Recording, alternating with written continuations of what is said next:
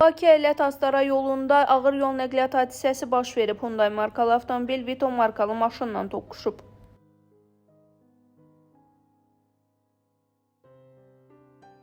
Cəlilabad rayonunda yol nəqliyyat hadisəsi olub. Hadisə Yeni Ələt Astara magistralının rayon ərazisindən keçən hissəsində qeydə alınıb.